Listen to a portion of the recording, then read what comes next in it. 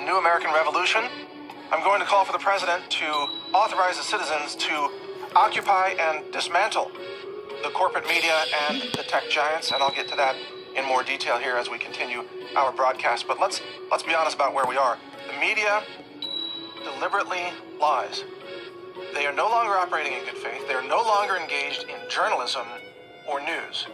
They are solely a poisoning propaganda operation to poison the American people, to create racial strife, to create violent acts, to create terrorism, like against these Catholic school children in Kentucky. The media is operating as now enemy combatants in a civil war that they started. The media is what I call journo-terrorism. The corporate-run media. I'm talking about, the left-wing establishment media. Journo-terrorism. They are terrorists. They are not protected by the First Amendment. They are doing what's the equivalent of shouting fire in a crowded theater. That is not constitutionally protected free speech. They are actively plotting against this nation. They want to see America overrun, invaded, occupied by illegal aliens. They want to see our democracy overthrown. They want to see the 2016 election overturned. These journalists and media outlets, many reporters, by the way, will probably be watching this video, which is important. I'm glad you are, because it will help you understand what's coming. Because you are the enemy of America, and you will be stopped. And in this broadcast, I'm going to lay out exactly how that's going to happen to you. And those of you who are enemies of America, you are traitors. You are engaged in acts of sedition and treason. You have started a war, and then you have joined the enemies of America. You are enemy combatants against America. And it is time that the American people, with the cooperation of the president himself, stop you from continuing to destroy this nation. But getting back to where we are, think about how the media does this. They pick a target, like these Covington Catholic school children, or Alex Jones, or someone like that. They fabricate absolute lies and smears. They deliberately edit videos completely out of context to twist the narrative and make it the opposite of what happened. They said these children harassed, what is his name, Nathan Phillips, I think, that Native American guy. It was exactly the opposite. That guy's the bully. He harassed the children. But the media twists everything upside down. They lie on purpose. It is deliberate what they do. And then they smear somebody, and then they censor, they push for mass censorship of any person who tries to defend themselves.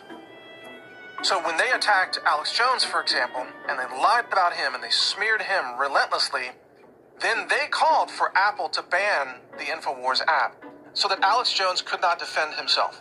You couldn't hear his side of the story. Even if you agreed or disagreed, you were not allowed to hear his side of the story.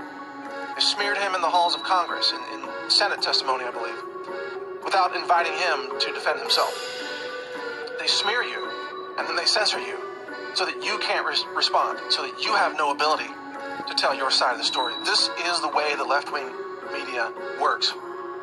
There is no legal remedy against this atrocious abuse of editorial power. These media giants, they smear you knowing that it will cost hundreds of thousands of dollars to sue them. And if you sue them, you will likely lose. And if they can claim you're a public figure, you will almost certainly lose. They smear with impunity. So they lie and they deceive, and they do this knowingly. This is important to understand. It's not like they think that they're gathering news. It's not like they believe that they're operating as the free press in America. They know they aren't. They know they are lying. They deliberately twist. They invent falsehoods. They fabricate fake sources. The Washington Post fabricates sources all the time to smear President Trump. The entire Russia collusion hoax is a fabrication of this fake news media that is a poison to our society. Excuse me. They do not operate in good faith. They do not allow you to defend yourself. The lies that they print have to be stopped. Think about it. There's no legal remedy. You can't sue them unless you happen to have endless quantities of money, and even then you'll likely lose. And you can't stop them from lying about you, and you can't even defend yourself. This is what they have created. Now, the tech giants have simultaneously engaged in this massive censorship to censor anyone that the media attacks. So if you are being slandered and smeared by this dishonest, lying, journo-terrorism media, you are censored by the tech giants. You're banned off Google, or you are shadow banned. You're shadow banned on Facebook. You're probably banned on YouTube. My channel was yanked almost a year ago. You're banned on Twitter or shadow banned. And this is done manually. So the people who work for these tech giants, they make human decisions based on their bias to call it hate if you say that America needs borders, for example. Or they say that it's hate if you dare mention that biological men and biological women are different. They say that is hate. Or if you dare say that maybe biological men shouldn't be allowed to beat up and injure women on the high school, track team or wrestling team or football team, and they call that hate, and they censor you. Meanwhile, they don't censor all the extreme hatred and violence pushed by the left. So someone who is a leftist says that they think that Trump should be executed. That's allowed by the tech giants. Or they say, they smear Alex Jones, or they smear the Covington Catholic school kids, or they smear myself or others, or Rush Limbaugh or Sean Hannity or Michael Savage, you name them. Dan Bongino. They get smeared and they get death threatened, and the tech giants allow that. So the tech giants are not operating in good faith. They are banning all speech that they don't like, but allowing violent speech that they support because they are fascists. This is corporate fascism, and it's the people who work for these tech corporations who are the fascists. But they think they're progressives. They call themselves progressives, and they claim to be tolerant, and they claim to support diversity. But they don't actually support any of that. They demand obedience. They demand that you be silenced if you don't agree with everything that they agree with.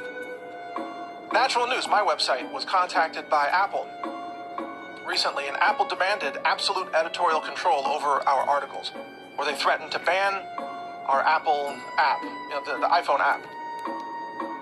It was astonishing, and they even sent us a list of stories that we were not allowed to publish.